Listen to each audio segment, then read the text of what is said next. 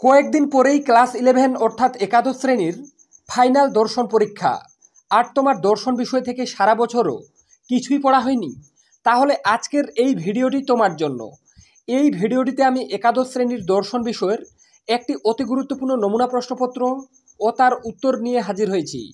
এই প্রশ্নপত্রটিতে 3-এর দাগে তোমরা যে কয়েকটা 8 নম্বরের প্রশ্ন দেখবে, এর বাইরে আর প্রশ্ন পড়ার প্রয়োজন নেই।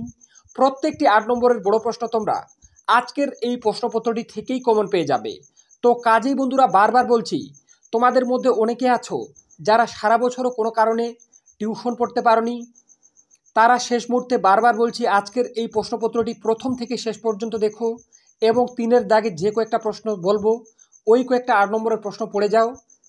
তোমরা একদম নিশ্চিন্তে থাকতে পারো, প্রত্যেকটি বড় প্রশ্ন তোমরা এই প্রশ্নপত্রটি থেকেই কমন পেয়ে যাবে।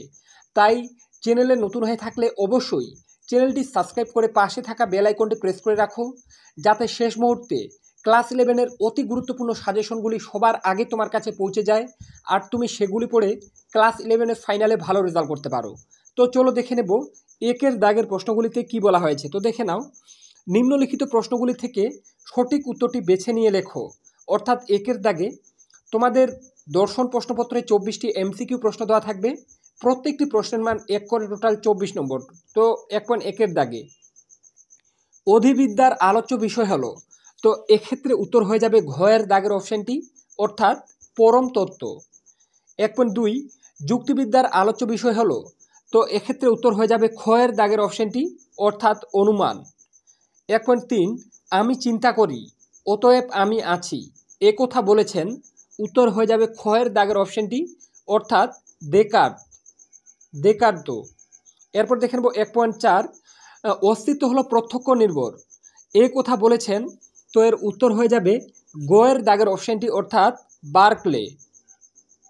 এরপর দেখে নেব 1.5 দ্রব্য হলো সামান্য ও বিশেষের সমন্বয়, বলেছেন, উত্তর খয়ের দাগের অপশানটি এরিস্টটল। এরপর 1.6 দ্রব্য হলো জ্ঞেত গুণসমূহের অজ্ঞেত ও অজ্ঞেয় আধার, এ কথা বলেছেন, তো উত্তর হয়ে যাবে খয়ের দাগের অপশানটি, অর্থাৎ লক। 1.7 কার্যকরণ সম্বন্ধে ধারণাটি পূর্বত সিদ্ধ জ্ঞানের আকার, এ কথা বলেছেন, উত্তর কয়ের দাগের অপশানটি, অর্থাৎ কান্ট। 1.8 শতসংযোগ তত্ত্বের প্রবক্তা হলেন, উত্তর গয়ের দাগের অপশানটি, অর্থাৎ হিউম। 1.9 প্রতিরূপী বস্তুবাদের প্রবক্তা হলেন, উত্তর হয়ে যাবে খয়ের দাগের অপশানটি, অর্থাৎ লক। 1.10 মুখ্য ও গৌণ গুণের পার্থক্য অস্বীকার করেন, উত্তর হয়ে যাবে খয়ের দাগের অপশানটি, অর্থাৎ বার্কলে। এরপর দেখে নেব 1.11 বেদের অপর নাম, উত্তর শ্রুতি, অর্থাৎ ঘয়ের দাগের অপশানটি, উত্তর। 1.12 নে দর্শনের প্রতিষ্ঠাতা হলেন, উত্তর কয়ের দাগের অপশানটি, অর্থাৎ মহর্ষি গৌতম।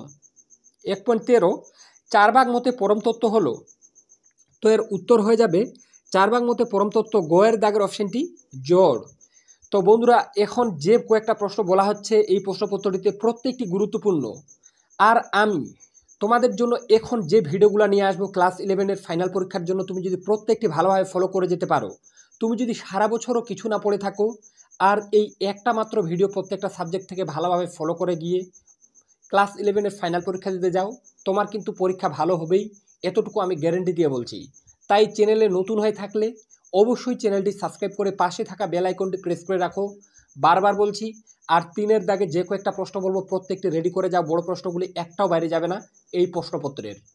তাই অবশ্যই এরকম আরও অন্যান্য সাবজেক্ট যেমন রাষ্ট্রবিজ্ঞান, ইতিহাস এবং ভূগোল, এডুকেশন, প্রত্যেকটি সাবজেক্টের ভিডিওগুলি পেতে চ্যানেলটি সাবস্ক্রাইব করে রাখো।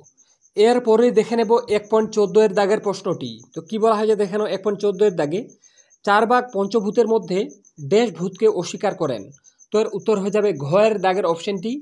এরপর 1.15 দুঃখের কারণ আছে, এটি হলো বৌদ্ধ দর্শনের, তো এর উত্তর হয়ে যাবে খয়ের দাগের অপশানটি, অর্থাৎ দ্বিতীয়।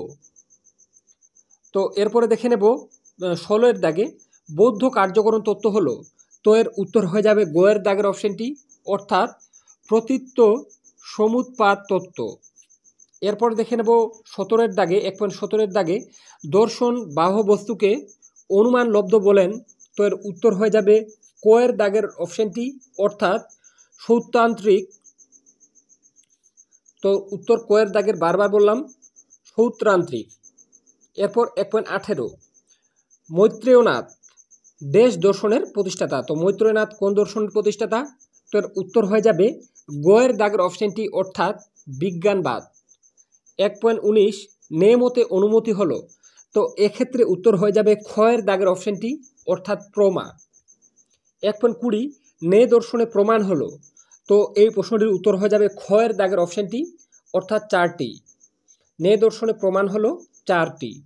এরপর 1.21 শব্দকে জানা যায় ড্যাশ সন্নিকর্ষের দ্বারা। তো এই প্রশ্নটির উত্তর হয়ে যাবে ঘয়ের দাগের অপশনটি অর্থাৎ সমবায় সন্নিকর্ষের দ্বারা। 1.22 ব্রহ্মসূত্র গ্রন্থটির রচয়িতা। তো বন্ধুরা ঘয়ের দাগের অপশনটি হয়ে যাবে উত্তর বাদরায়ণ। এরপর 1.23 অদ্বৈত বেদান্ত মতে মায়া। তো এই প্রশ্নটির উত্তর হয়ে যাবে ঘয়ের দাগের অপশনটি অর্থাৎ অনির্বচনীয়। 1.24 ড্যাশ এর দুটি কাজ হলো আবরণ ও বিক্ষেপ। তো এই প্রশ্নটির উত্তর হয়ে যাবে ঘয়ের দাগের অপশনটি অর্থাৎ মায়া। তো বন্ধুরা এখানে একের দাগে যে 24টা এমসিকিউ প্রশ্ন বলা হলো, প্রত্যেকটা প্রশ্ন তোমাদের ফাইনাল পরীক্ষার জন্য খুবই গুরুত্বপূর্ণ। তুমি প্রত্যেকটি ভালোভাবে পড়ে যাও, এখান থেকে তুমি কিন্তু অনেক এমসিকিউ প্রশ্নই কমন পেয়ে যাবে। কিন্তু কেউ ভেবো না যে 24টা পড়ে গেলে 24টা এমসিকিউ প্রশ্ন কমন পেয়ে যাবে, তেমন কিন্তু না। এমসিকিউর জন্য তোমাদের জন্য আলাদা ভিডিও অতি শীঘ্রই কালকে সকাল 10টার মধ্যেই কিন্তু আপলোড হবে চ্যানেলে। তাই তোমরা যারা ভিডিওটি দেখছো তারা অবশ্যই চ্যানেলটি সাবস্ক্রাইব করে রাখো, যাতে ক্লাস 11-এর দর্শন বিষয়ের অতি গুরুত্বপূর্ণ এমসিকিউ প্রশ্নের ভিডিওটি সবার আগে তোমার কাছে পৌঁছে যায়, আর তুমি সেই দর্শনের এমসিকিউ প্রশ্নগুলি পড়ে ভালো রেজাল্ট করতে পারো। বারবার বলছি, কালকে কিন্তু দর্শন বিষয়ের এমসিকিউ প্রশ্নের সেই ভিডিওটা চ্যানেলে আপলোড হবে। তাই তোমরা যারা চাও দর্শন বিষয়ের সেই এমসিকিউ প্রশ্নের সাজেশনটি সবার আগে তোমার কাছে পৌঁছে যাক, তারা অবশ্যই চ্যানেলটি সাবস্ক্রাইব করে রাখো। এরপরে 2-এর দাগে কি বলা হয়েছে? নিম্নলিখিত প্রশ্নগুলির অতি সংক্ষিপ্তে উত্তর দাও। 2 একটি বাক্যে, অর্থাৎ 2-এর দাগে তোমাদের 16টি এসিকিউ প্রশ্ন দেওয়া থাকবে, প্রত্যেকটি প্রশ্নের মান 1 করে, টোটাল 16 নম্বর। তো দেখে নাও গুরুত্বপূর্ণ প্রশ্নগুলি। 2.1 অধিবিদ্যার কয়েকটি আলোচনার বিষয়ে উল্লেখ করো। খুবই গুরুত্বপূর্ণ প্রশ্ন। 2.2 সমাজ দর্শনের মূল আলোচ্য বিষয় কি? 2.3 দেকার্তের মতে দ্রব্য কয় প্রকার?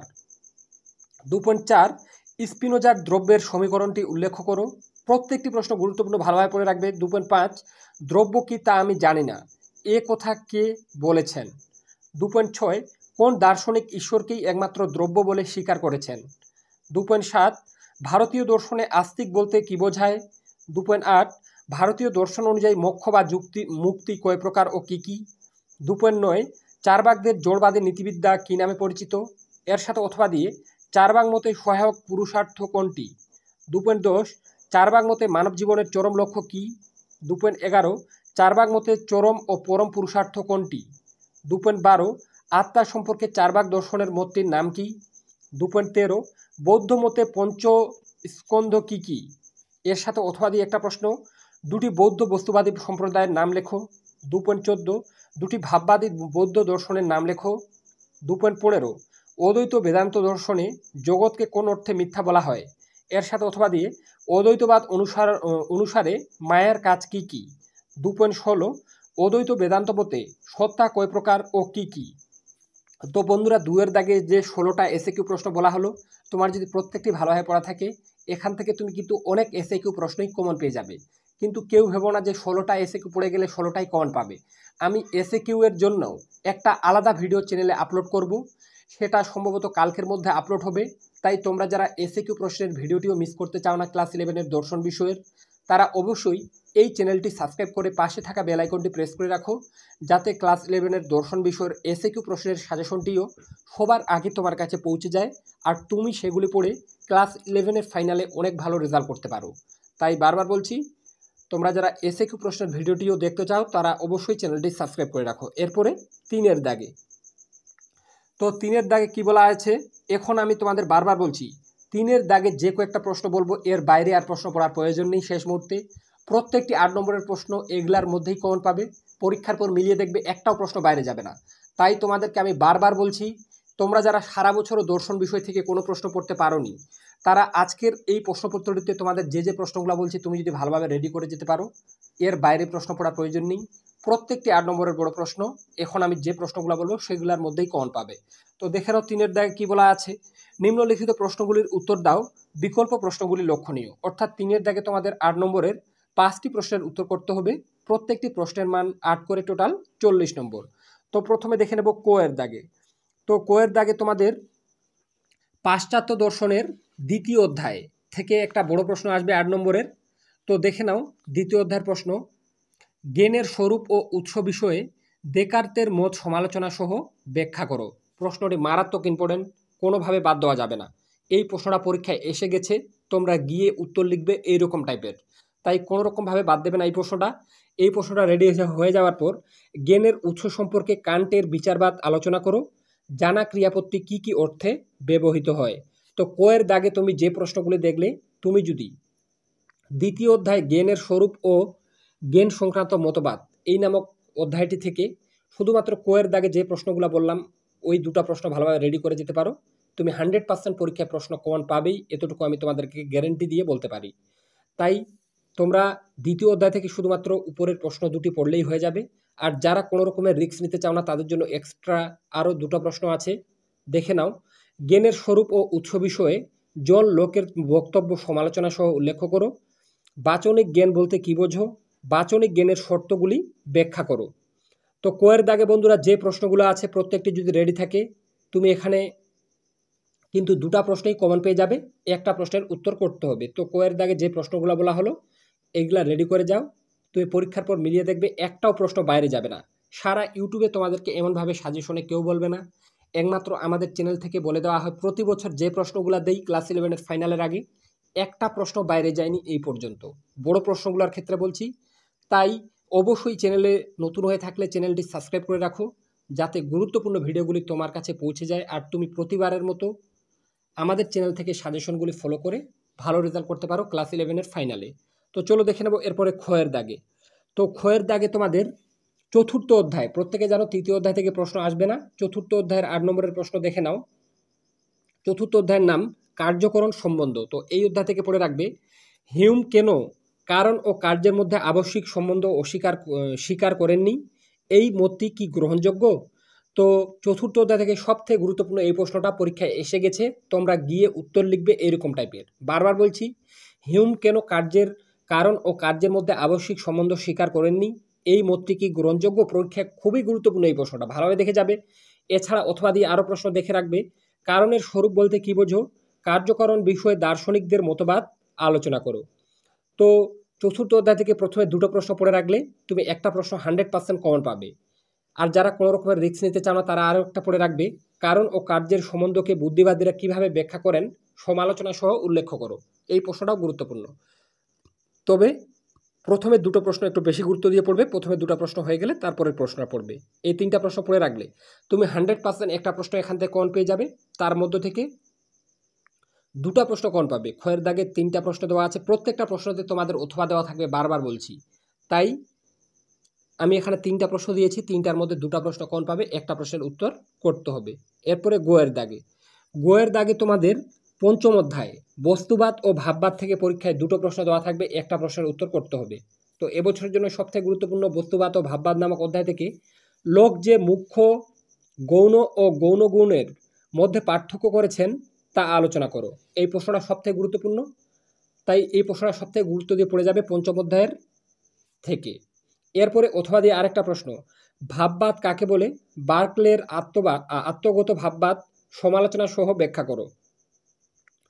তো বস্তুবাদ ও ভাববাদ থেকে 5ম অধ্যায়ের প্রশ্ন, এই 2টা প্রশ্ন যদি ভালোভাবে রেডি করে যেতে পারো, তুমি একটা প্রশ্ন 100% কমন পেয়ে বসে আছো বলে আমার মনে হয়।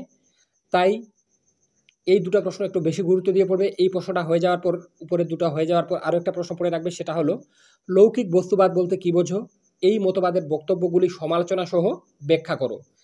তো বন্ধুরা, প্রথমে 2টো প্রশ্ন আমি তোমাদের বেশি গুরুত্ব দিয়ে পড়তে বলছি, 2টো প্রশ্ন হয়ে যাওয়ার পর নিচের প্রশ্নটা পারলে পড়ে রাখবে।